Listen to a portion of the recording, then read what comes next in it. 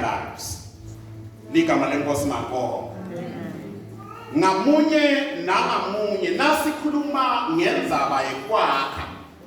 Kungaba liphutsa nasingaqala kwakha sakhe ngalokunye singakaqali emthandazweni. Nikhona bangcwele.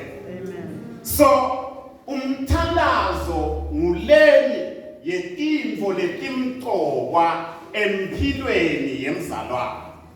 So namuhla ngicela kuthatha lelithuba sikhulume lokuthi emthandazweni noma uyakha kanjani impilo yakho uyakhela emthandazweni.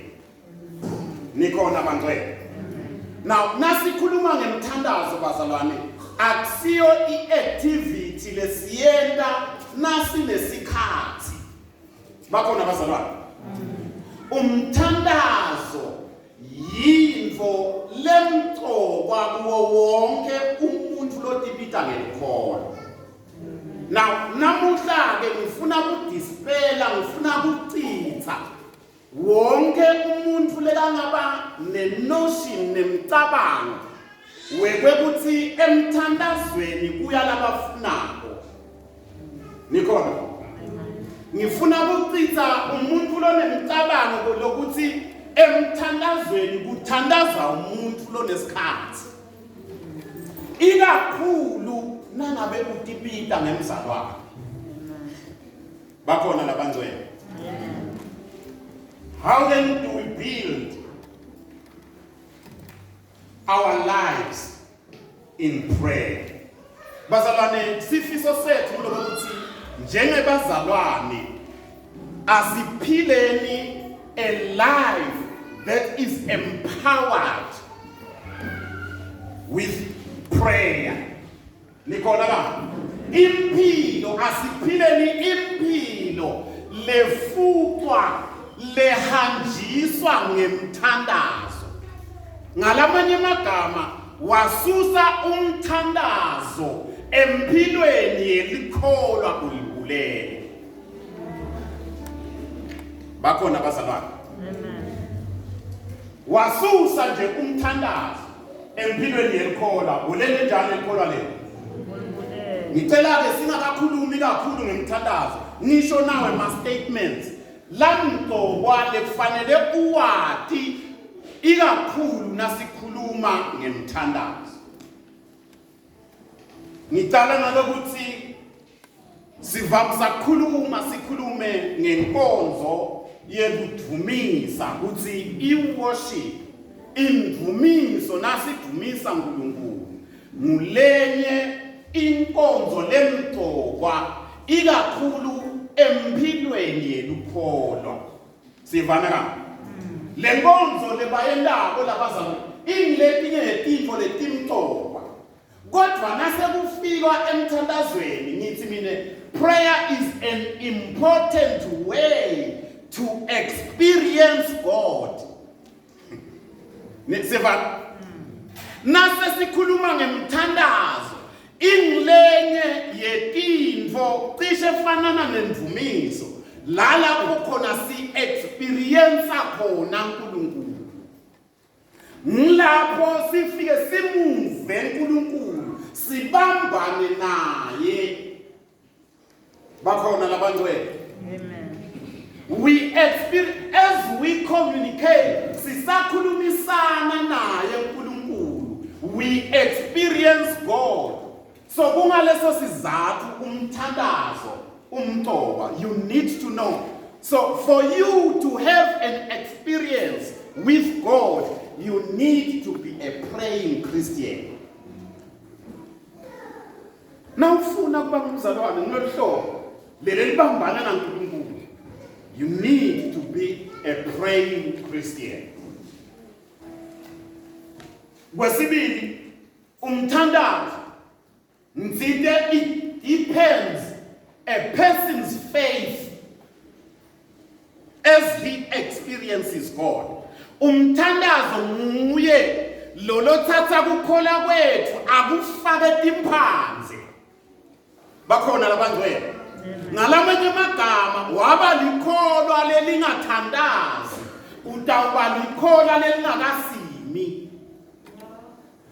In other words, utawuthi nakwenteka tintfo tisheshe tikukhukhule leni awukasimi awukajuli ekukholweni kwakho.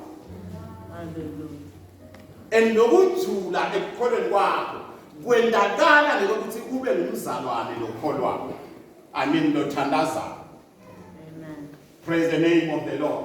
Amen. Mthandazo futhi helps one to come to understand God's purpose. You know, umzalwane lothandazako ufinyelela esigabeni lakhona understanda licebo laNkulunkulu ngaye.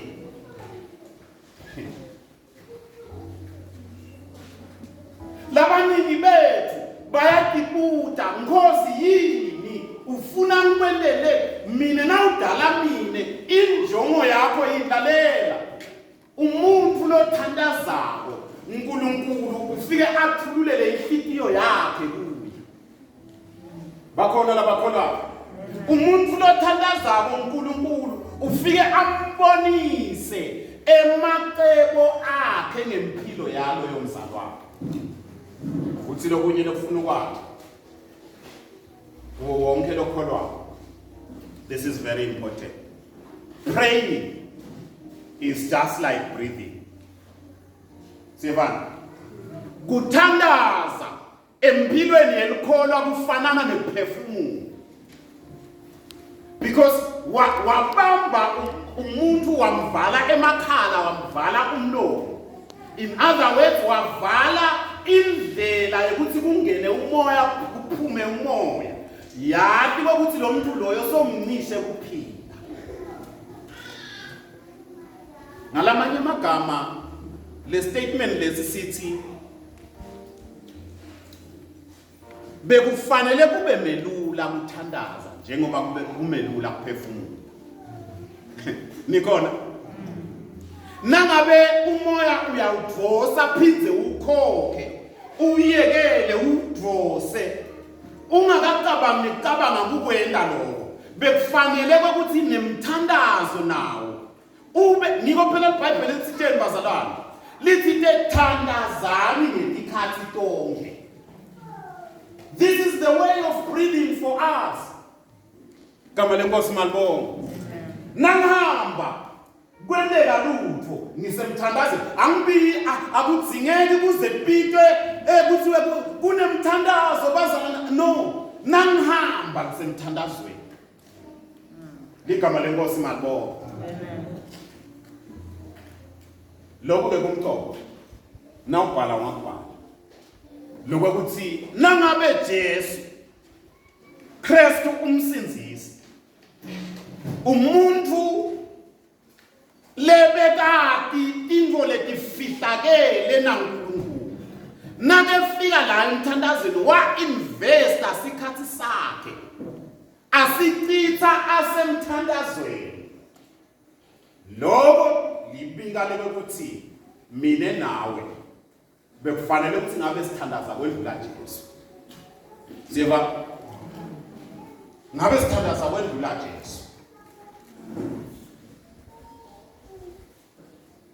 Nasi semthandazweni kokugcina lo ngoba sisenkuniketa izathu emthandazo. Nasi semthandazweni umthandazo usiniketa lithuba lelikahle lekokuthi sifike sivule tinhliziyo tethu tinjengoba tinjalo phambi kwaNkulunkulu. Nikhona bazalwane.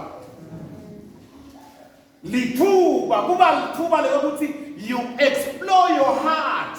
Awutshela ngomunye umuntu but wena uthatha isikhathi ugijime ubuke inhliziyo yakho ubuke impilo yakho bese soyakithululela kuNkulunkulu. Bakhona bazalwane. Then you relieve yourself. Nangabe enhliziyweni yakho kunemaguludla kubita uye emthandazweni na uya emthandazweni simakade utafike ayine lonke ligudla. Na uya lale phela wena ukhonile kubamba emaguludla nemavundvo anyakene sizathu awuthandaza.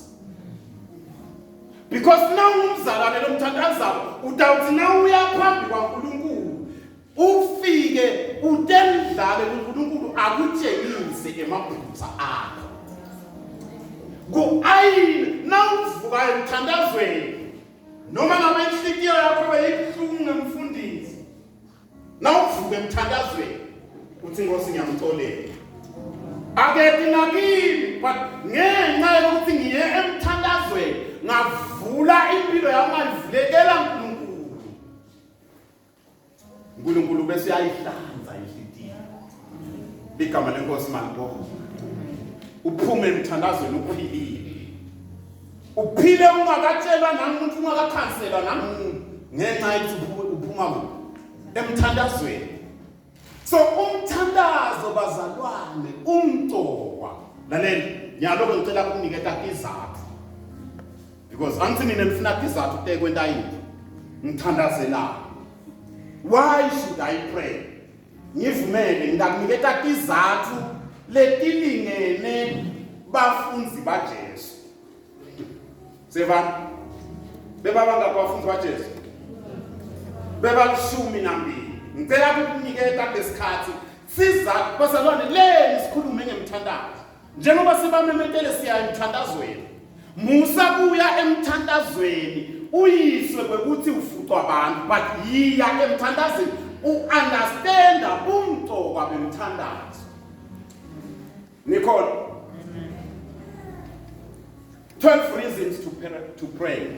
Lalela letizathu betingaba ngu13 betingaba ngu15 betingaba ngu20 betingaba ngu3 letizathu but ngidecide kuniketa nje letilishumi nambili. Ngidecide kuniketa izathu letilingene bafundzi baJesu izathu letilingene the tribe of Israel. Praise the name of the Lord. Let's go together now. Reason number 1. Lokbalabo abhali. Umthandazo bazalwane. Lokusenda sitihluphe kangaka ngemthandazo. Ngilokuthi umthandazo is a form of service. Seven. Umthandazo yindlela yethu yekukhonda lo service ke ukabili because service singakhuluma ngaservice losho kukhonda singakhuluma futhi ngaservice la lapho ngiyayibona musimoto imoto kuze siyigcine iphilile yenziwa njani imoto lengasevisi ayisimvama kuhamba lahambo yiceze. Nicole imoto lengasevisi uyikhanza seyime eceleni kwemgwaqo leti service lefike chayini bakhona labazalwane. So umthandazo bazalwane it is a form of service. Bamba ke nayi inkhazelo Zite mine prayer is an action of helping. Sendo sekusita. Futhi prayer is a system of supporting a public need. Lalela ngithe indzaba yekuthandaza bazalwane it is a public need. Kungendeka bangaceli ukuthi bathandazele but lokho lwabo uyathi ukuthi kunesidingo.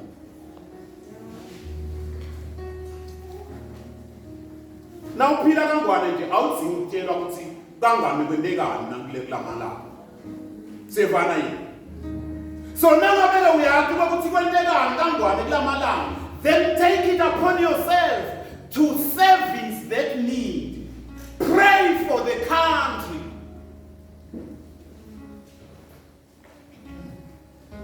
Futhi prayer lena ngithe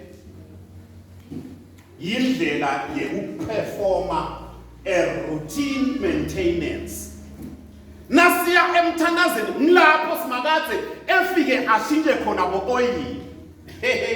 Nikhona bantwethu? Amen. Anti imoto nayo service ifike kuthiwa bo oil ba-check naba bomsana bakhanze usizo oil somnyama kusabonakala lethi oil because oil ufuna ngabe clear sevana yini nakasekahle oil ufuneka ukuthi angabi mnyama sitiyatiya nje lesinyama number 2 bafaka i-dipstick nje nayiphuma iphume imnyama le dipstick isho ukuthi kunenkinga lekhona kule njini. Praise the name of the Lord. Now comes the mechanic about le moto le night attention.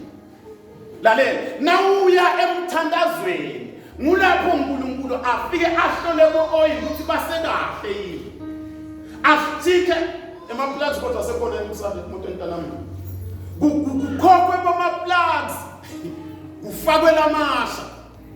Uthi na ufika wena uthi ushaya siya ivele lale na service ayimoto sitafaka siya izikenye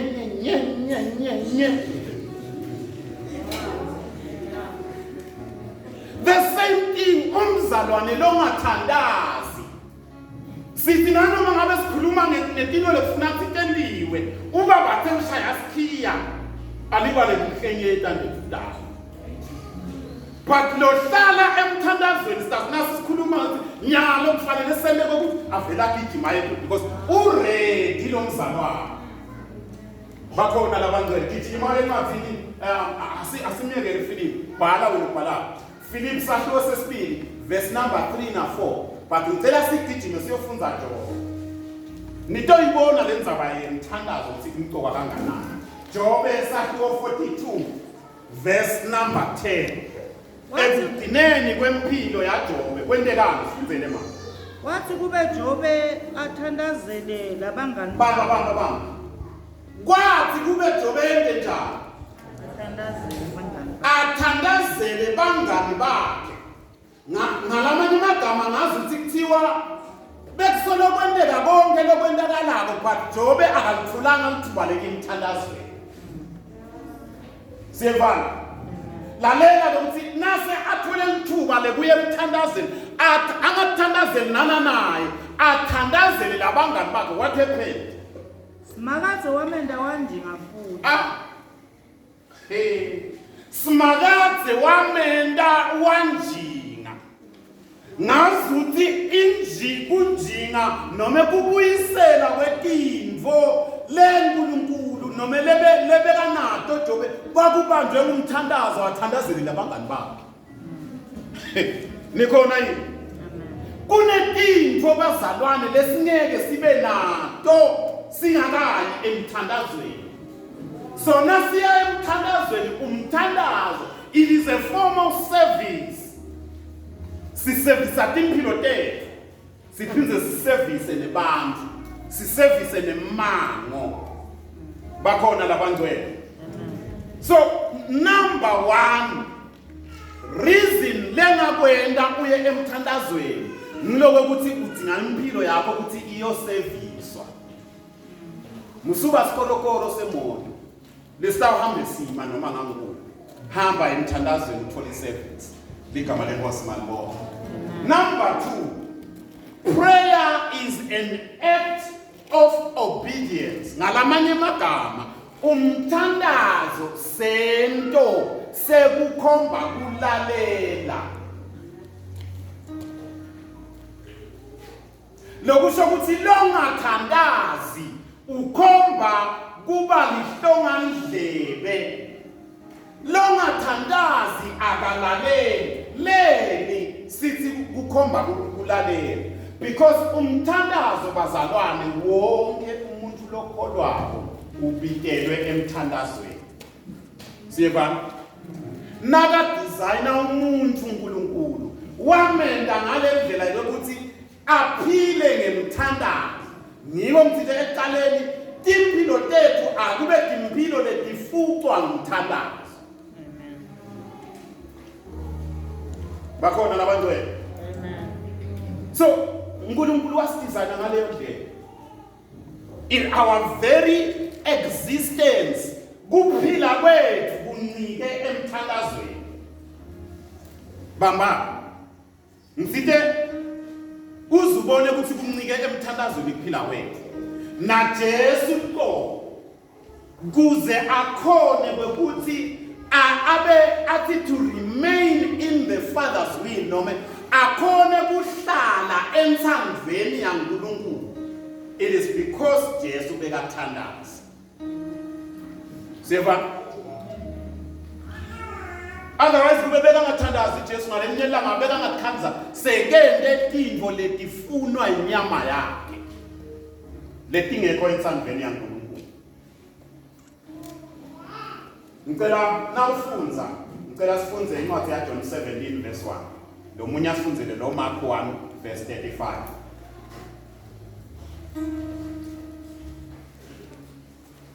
Jesu wathi kube aqedze ukukhuluma lamazwi wabheka etulu wathi babe sikhathi sesifikile khatimulisa indvodzana yakho kuze indvodzana itokukhatimulisa. Lapha liBhayibheli lithi Jesu nakaqedza ukukhuluma emagama lathi wase ubheka etulu. So uyathandaza uNkulunkulu. Uthi Nkosi babe khatimulisa indvodzana yakho. Lalela. Nakathi manje khatimulisa indvodzana yakho akafuni nje ukuthi iglory iye lendvodzana uyendlula Jesu. Uthi ikhatimulise indvodzana yakho kuze nayo itokukhatimulisa. In other words, when we go to God in prayer, uNkulunkulu ukhatimulisa impilo tethu and nasa khatimulisa impilo tethu nathi bese sesikhatimulisa yena.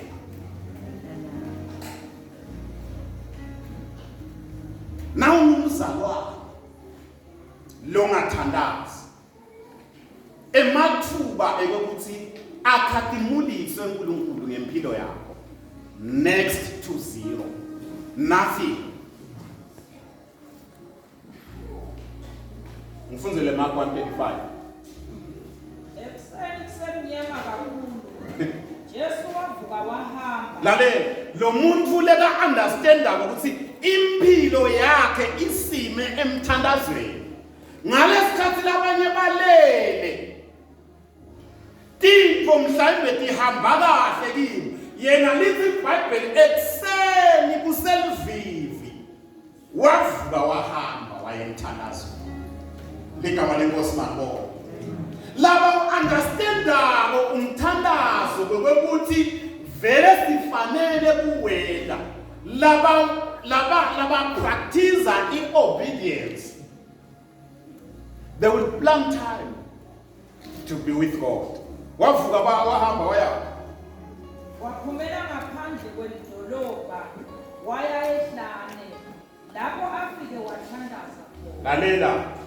Lithi manje wasuka wangangeni nasekamerweni. Bakhona bazalwane. Waphumela ngaphandle kwedolobha waya ehlane endzaweni lalakho ona kungeke kube nekuphazamiseka because ufuna sikhathi sakhe sekuyosethola iservice kuNkulunkulu. Bakhona bazalwane. Jesu sikhuluma ngaJesu. He always found time to be with God emthandazweni. Nawufunza ke ngafundzela incwadi yezenzo lababhalile. Nawufunza lesahluko 1 verse 14 uye kusahluko 2 verse 42. Liyasitshela lokho 2:42 lithi manje baqinisela njalo selikhuluma ngabafundi phela baJesu bapostoli.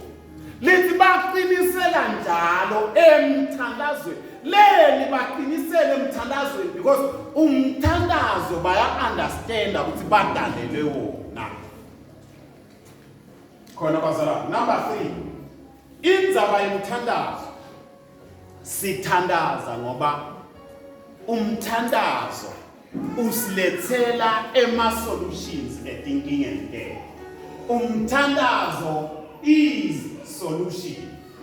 Emele nasiya kuNkulunkulu sithandaza singenela lukhondvovane lelisimikisa ekuphendulweni kwemithandazo yethu. Siyevana yini? Prayer is an avenue to resolution.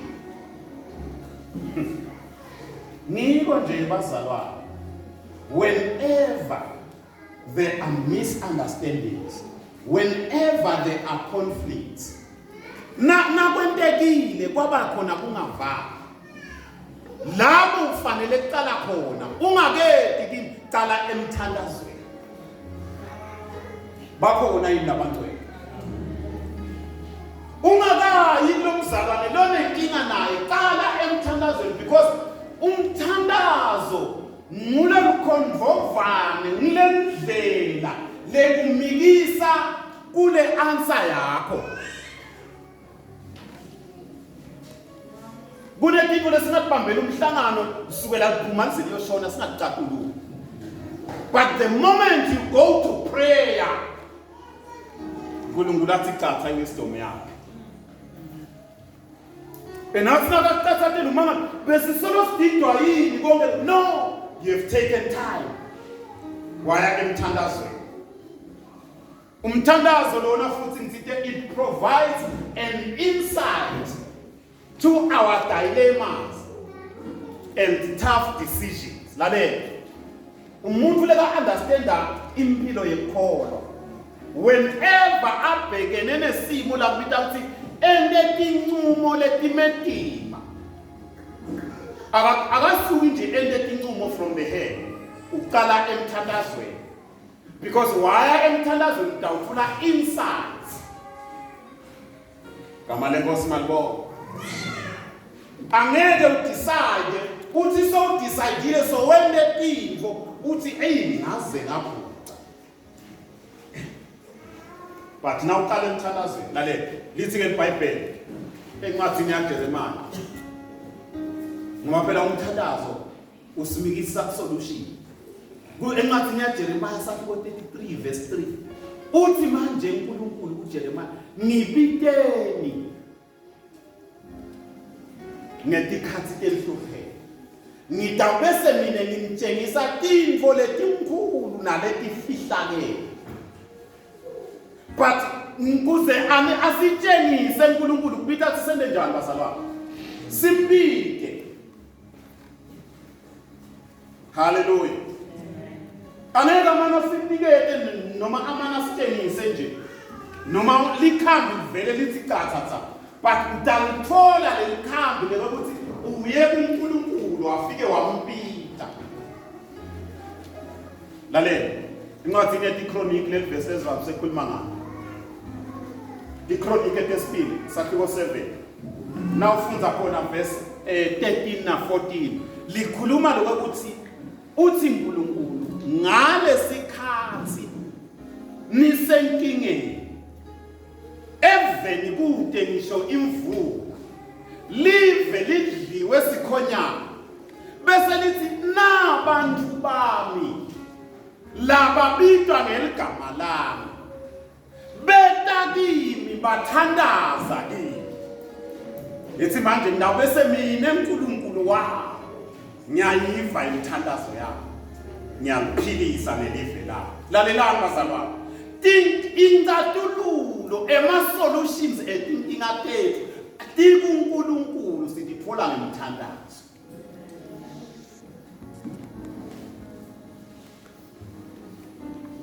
Lalelani, siphila kangaka ngithi kulamalanga kunenkulumo lethi njengelive sitawuba nedialogue. Angithi kulandzela letidvungdvungu letibe khona eminyakeni lophelile kubonakale kunesidzingo sekuthi akuhlale phasi kukhulunywe kulinge kusombulula letinkinga letikhona. Siyevana yini? But ngicela kuntshela mina kungahlala phasi. I don't mind how many times kuhleli phasi, but nasitawuya sithi siyohlala phasi singakayi emthandazweni letinkinga talelive will move from bad to worse. Siyevana? Solutions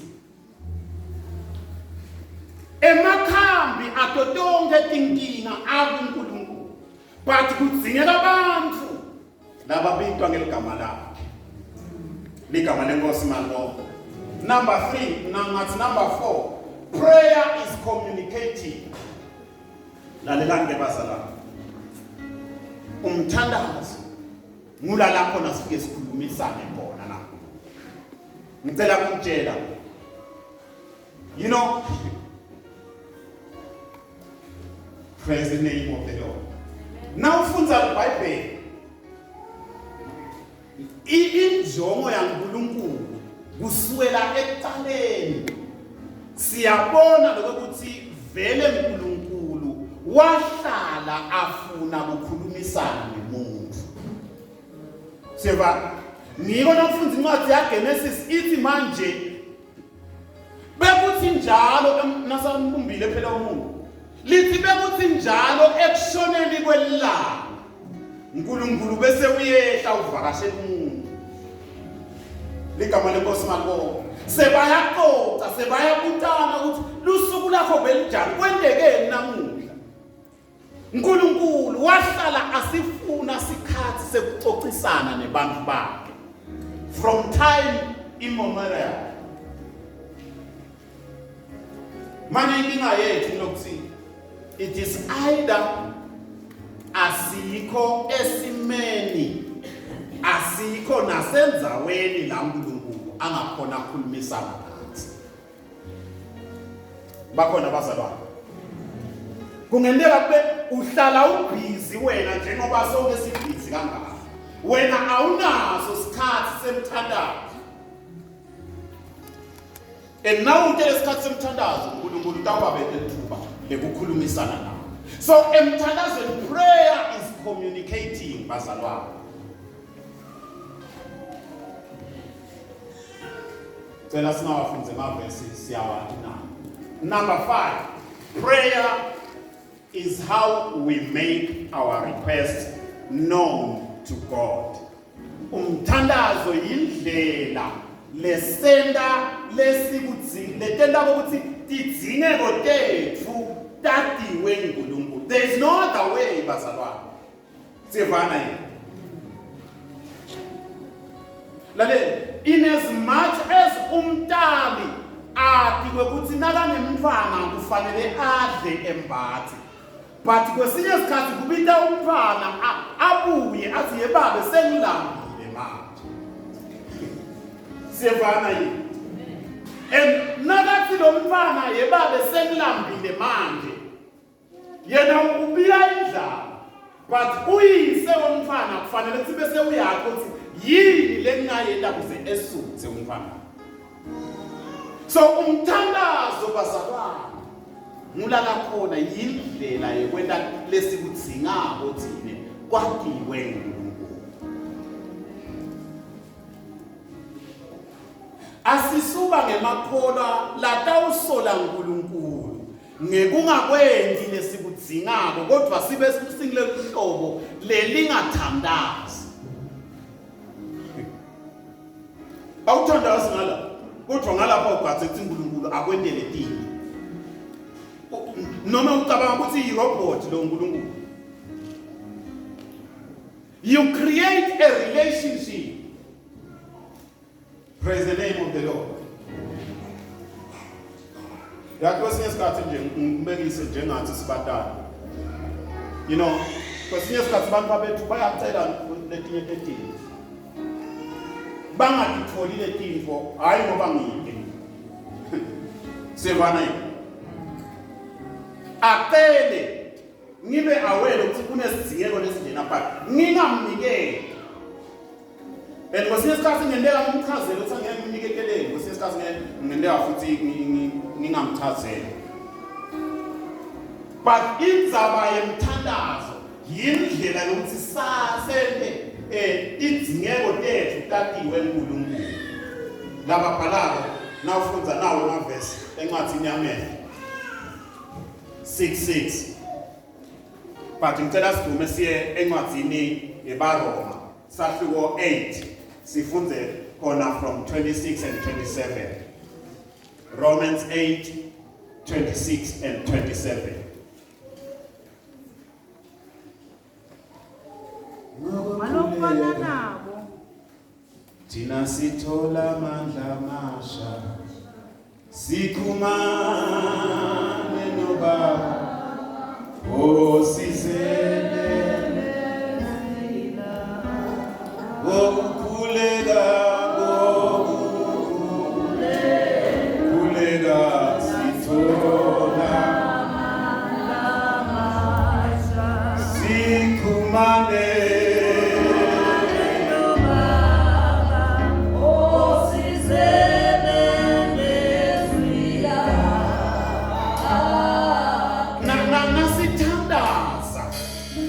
umthandazo yindlela lesixhumana nayo naba ligama lenkosi maqo.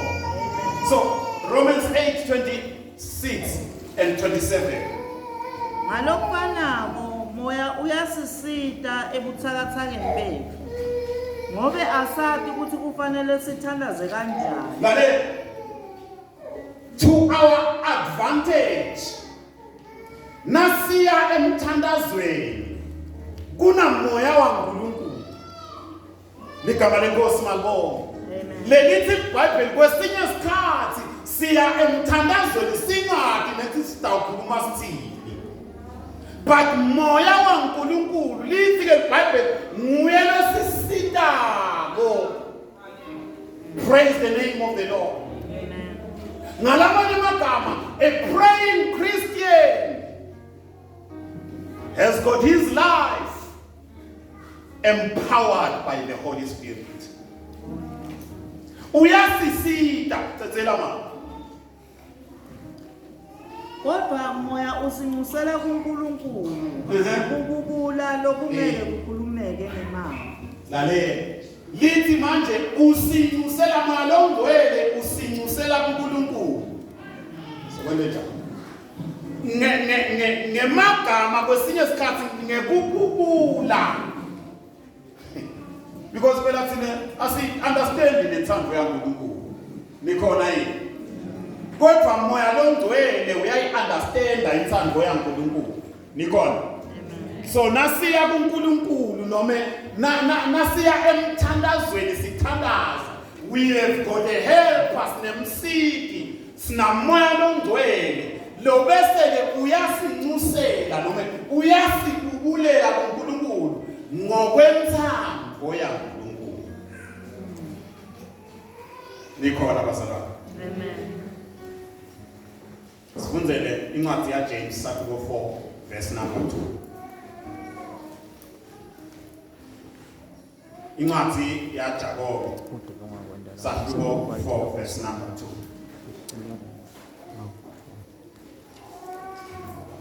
Malikhola lithandaza usathane uyathuthumela yena moya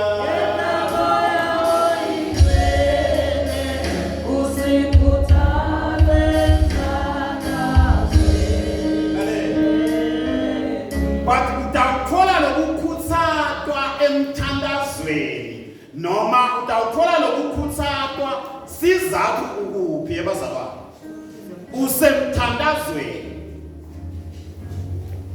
And lale nawuya emthandazweni Sathane uyathuthumela. Nikhona bazalwane.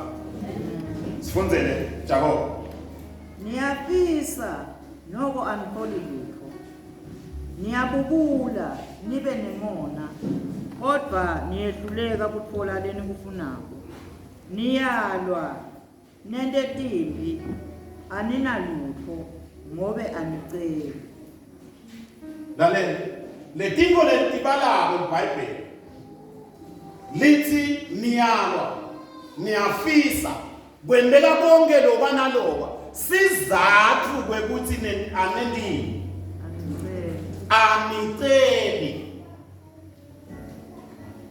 Ngalamanye amagama kube besibazalane labacelako labaya emthandazweni ngabe kude kububule emkhathini wena ngabe kude kulwa emkhathini wena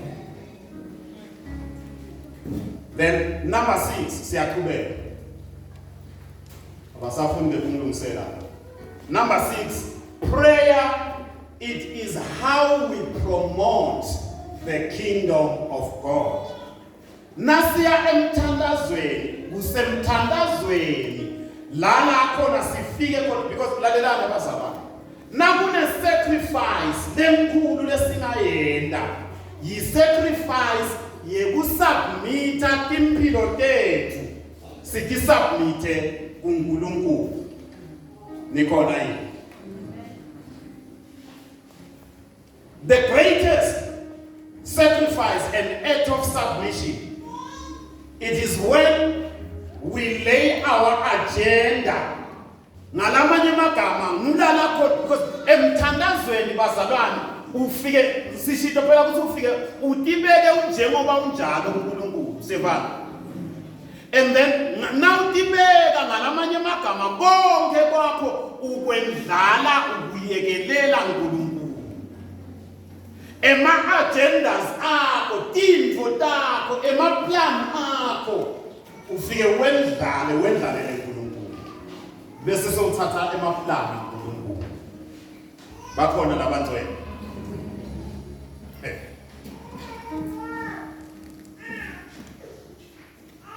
So prayer, it is how we promote the kingdom of God. Lalela, ngalesikhathi ubeka phasi konke lokwakho, ufocusa kuloko, yiko phela iBhayibheli sithi funani kuqala umbuso waNkulunkulu. Siyefana yini? You lay down your agendas. Bese sowufuna umbuso waNkulunkulu. Ngalesikhathi ufuna umbuso waNkulunkulu, all these things will be added unto you. Igama lenkosi ngakho. Tonke letintfo titaweletelwa. But lokumcoka kulokuthi funa umbuso waNkulunkulu. So when we pray, prayer is how we promote the kingdom of God. Lalela, nakathandaza Jesu encwadini yaLuka chapter 22, verse number 22, and nathi verse number 42. Nakathandaza Jesu uthi manje, Babe, kube kuyana ngabe uyasedlulisa isitsha. Uyendlula Jesu uthi noko akungayi ngami, akwendele intando yakho. Lalela, ngaleso sikhathi Jesu beleva ungazi ukuthi kungete kwenteka leli kakudeni. But because beka ukukhuluma lokhu Jesu usemthandazweni useGetsemane. Bakhona bazalwane. Because emthandazweni ngila ufike wendlale khona bunguwe bakho. We promote, when we go to prayer, we promote the kingdom of God. Number 7. Prayer is how we become wiser. Umthandazo